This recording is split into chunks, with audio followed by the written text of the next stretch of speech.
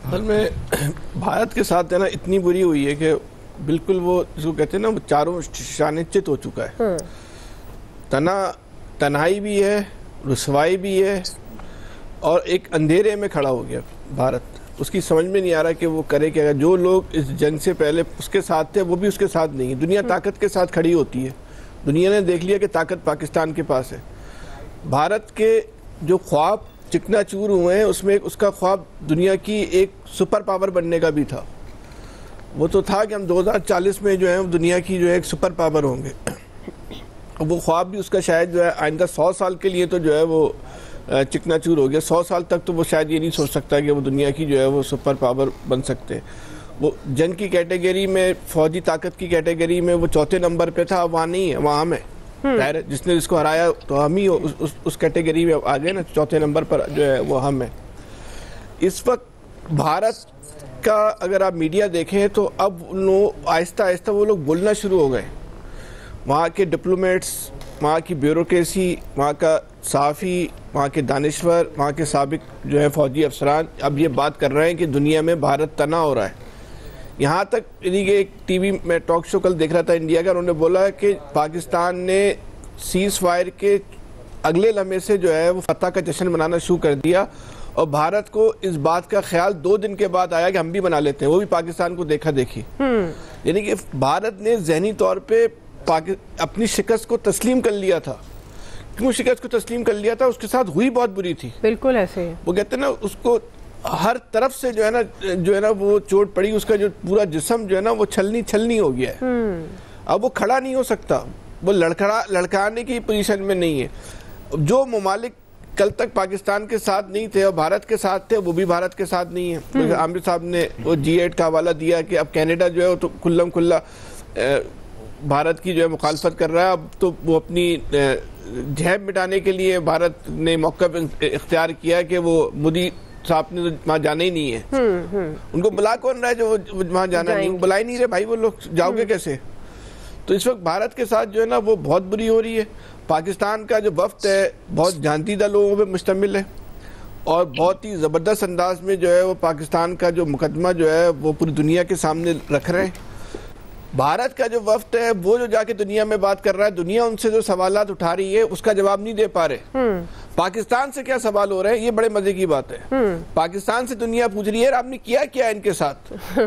ये कौन सी टेक्नोलॉजी का, ये कौन सी तरबियत थी जो आपने अपने से कई गुना बड़े दुश्मन को जो है इतनी जो है शिकस्त से फाश दी है? वो तो पाकिस्तान से जानना चाह रहे हैं, पाकिस्तान से पूछना चाह रहे हैं। अब जो वीडियोज आ रही हैं पाकिस्तान की कामयाबी से दुनिया भर के मुसलमानों का जो है ना सर फखर से बुलंद हो गया है। आप ये वीडियोस देखें कि पाकिस्तानी जब पहले कहीं जाते थे तो वो एयरपोर्ट पे जो है वो उनकी अलग लाइनें लगती थी। मुस्लिम ममालिक की बात हो रही है, अमेरिका और गैर मुस्लिमों को छोड़ दें, जी। सऊदी अरब में भी लगती थी। उनको एक बहुत ही हकारत से देखा जाता था। आज पाकिस्तानी कहीं जा रहा है तो उसके एयरपोर्ट का अमला, वहाँ मौजूद जो उस मुल्क के लोग होते हैं और पाकिस्तान जिंदाबाद के नारे लगाते हैं। आप ये बताएंगे 70 साल में कभी आपने ऐसा मंजर देखा हो? लेकिन अभी हम ये मंजर देख रहे हैं, तो ये बहुत खुशी की बात है इस कौम के लिए, इस पाकिस्तानी कौम के लिए। ये मंजर देख के हर आदमी का, हर पाकिस्तानी का सीना जो है वो खुशी से जो है फूल रहा है कि हमारे लिए दुनिया भर जो है वो पाकिस्तान जिंदाबाद के नारे लगा रही है। जो ये इससे पहले लोग पाकिस्तान को जो लोग हकारत से देखते थे वो खुश हैं। क्यों खुश हैं? उन्होंने अपने से बड़े लोग अपनी ताकत को जो है वो बहुत ही बेरहमी की मौत मारा है।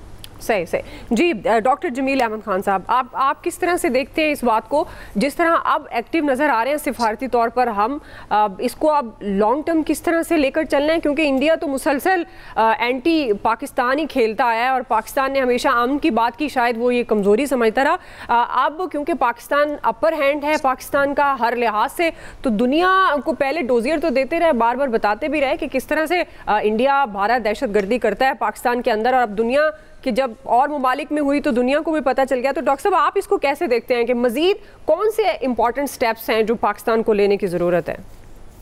नहीं, ये हकीकत है कि पाकिस्तान, क्योंकि 24 तारीख को जब पहले दिन नेशनल सिक्योरिटी कमेटी की मीटिंग हुई, उसके बाद से और उस दिन से पहला एलामिया जो जारी हुआ तो बिल्कुल एक ट्रांसपेरेंसी के साथ, हकाइक के साथ सच और हक के साथ उसने तमाम बयान देना शुरू किए जो कि दुनिया में रेजोनेट हुए अच्छी तरीके से।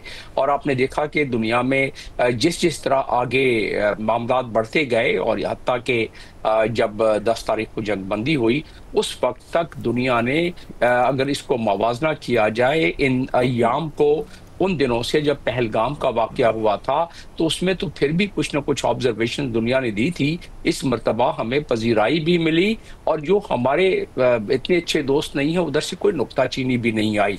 तो उस लिहाज से तो देखा जाए तो यकीनन एक मोमेंटम डेवलप हुआ है।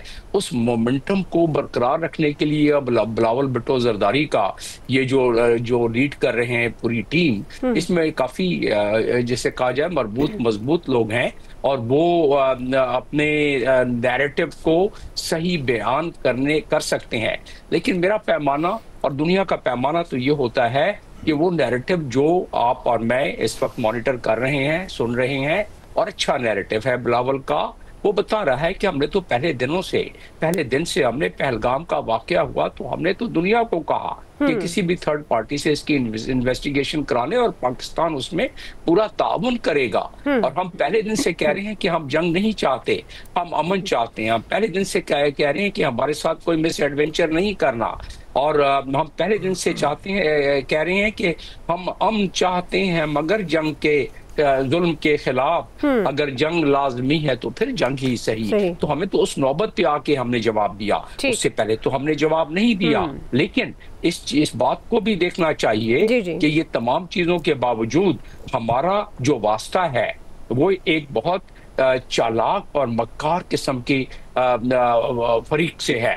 और उस फरीक के जो इस वक्त नुमाइंदगी कर रहा है शख्स शशि तरूर, जब मैं यूएनओ में था तो मैंने उसके काम को देखा है, उसको इतनी आसानी से इग्नोर नहीं करना चाहिए। और मैं इसलिए ये कह रहा हूँ कि इस वक्त जो हमारा मौक़िफ़ है, जो मोमेंटम है, उस मोमेंटम को कायम रखने के लिए डेलीगेशन के अलावा यही बातें, यही गुफ्तगू जो हो रही है, ये तमाम की तमाम हमारे तमाम सफीर जो जहां जिस मुल्क में है और खास तौर पर P5 ममालिक में, वहां भी यही नैरेटिव जो है वो मुख्तलिफ अंदाज में पेश करना चाहिए, पब्लिक डिप्लोमेसी के तहत, ट्रेडिशनल डिप्लोमेसी के तहत, और यूएनओ के जरिए हमारा जो PR है, लीगल डिप्लोमेसी के तहत। ये तमाम जो इस वक्त एक पॉजिटिव मोमेंटम डेवलप हुई है, ठीक है डॉक्टर साहब, ये उस वक्त उसका समर मिलेगा हमें जब हम अब सिक्योरिटी काउंसिल में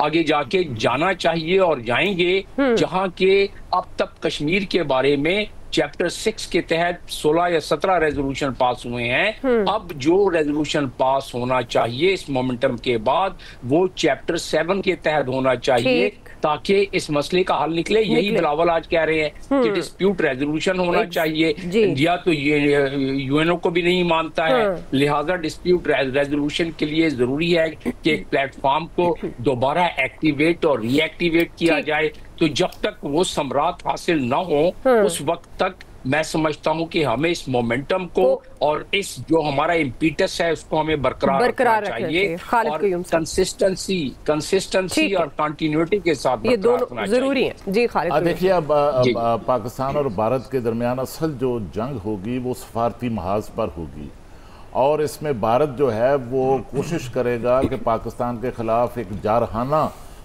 जो सफारती सरगर्मियां हैं वो करे और पाकिस्तान को दुनिया